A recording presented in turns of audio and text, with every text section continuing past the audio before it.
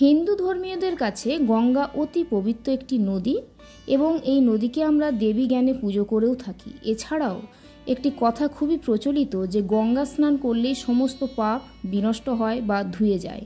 তো এই কথার পেছনে কি ঘটনা রয়েছে বা এর সত্যতা কী, আজকের ভিডিওতে এই বিষয়বস্তু নিয়েই আলোচনা হবে। তার আগে একটি অনুরোধ, যদি ভিডিওটি ভালো লাগে লাইক, কমেন্ট এবং শেয়ার করবেন। আর আমার চ্যানেলে যেসব নতুন ভিউয়ার্স বা নতুন বন্ধুরা আছেন প্লিজ চ্যানেলটি সাবস্ক্রাইব করে পাশে থাকবেন। তো চলুন মূল ভিডিওতে প্রবেশ করা যাক।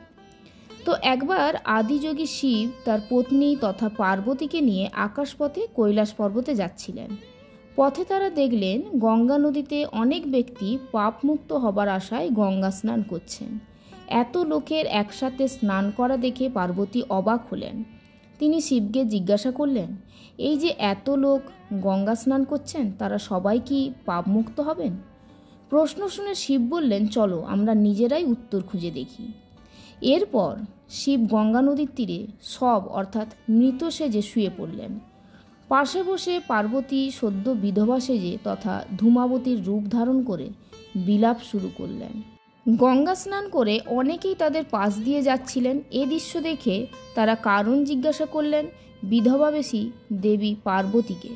দেবী পার্বতী তাদেরকে উত্তর দিলেন যে আমার স্বামী কিছুক্ষণ আগে পরলোকে যাত্রা করেছেন, কিন্তু আমার এমন কেউ নেই যিনি শবদেহটি সৎকারে সাহায্য করবেন, তাই নিরুপায় হয়ে আমি কাঁদছি।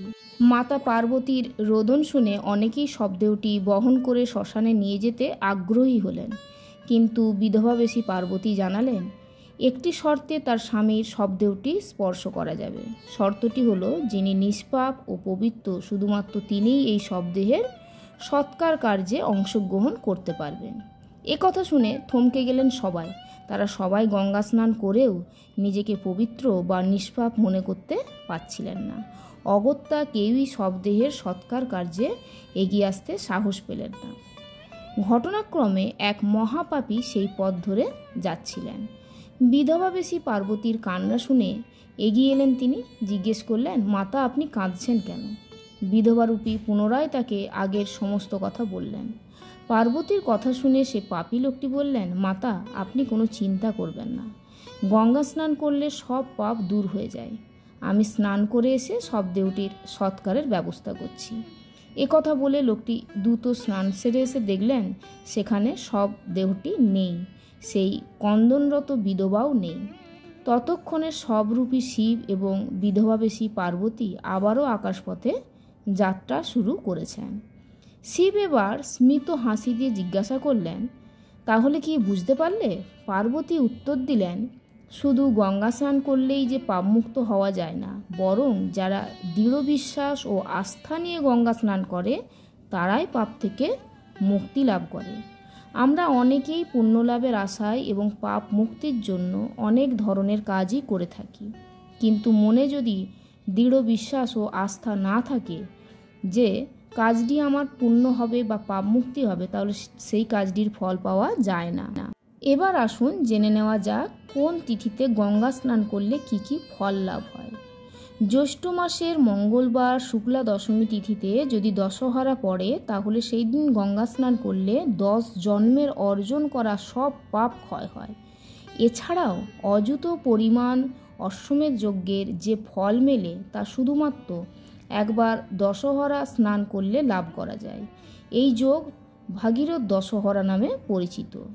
এরপরে বলবো যে স্কন্দপুরাণ বলছে চৈত্র মাসের কৃষ্ণা ত্রয়োদশী তিথিতে শতবিশা নক্ষত্র যোগ হলে সেই তিথি বারুণী নামে পরিচিত। এই তিথিতে গঙ্গা স্নান করলে বহু শত সূর্যগ্রহণে গঙ্গা স্নানের যে ফল সেই ফল লাভ করা যায়।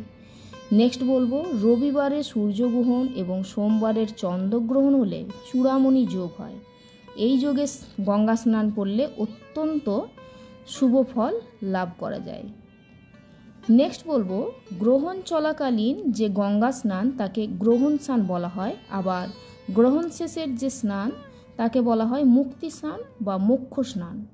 পুরাণে বর্ণিত হয়েছে সূর্যগ্রহণকালে হরিদ্বারে গঙ্গা স্নান পুণ্যদায়িনী প্রয়াগ, পুষ্কর, গয়া এবং কুরুক্ষেত্রের মতো পুণ্যদায়িনী।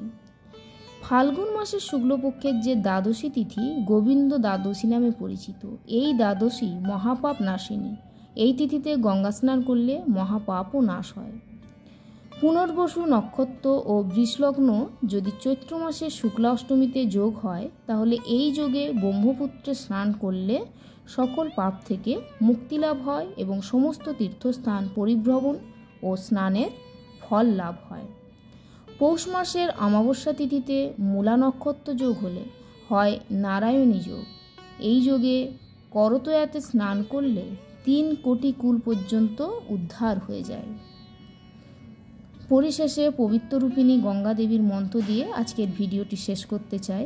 সদ্য পাতক সংহন্ত্রী, সদ্য দুঃখ বিনাশিনী, সুখদা মোক্ষদা গঙ্গা, গঙ্গৈব পরমা গতি। অর্থাৎ যিনি তৎক্ষণাৎ পাপ হরণ করেন, দুঃখ বিনাশ করেন, সুখদাত্রী মোক্ষদাত্রী গঙ্গা, সেই গঙ্গাই আমার পরম গতি।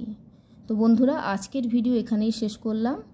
ভালো লাগলে অবশ্যই লাইক, কমেন্ট, শেয়ার এবং সাবস্ক্রাইব করতে ভুলবেন না। পরের ভিডিওতে দেখা হচ্ছে। সবাই ভালো থাকুন। জয় শ্রীকৃষ্ণ।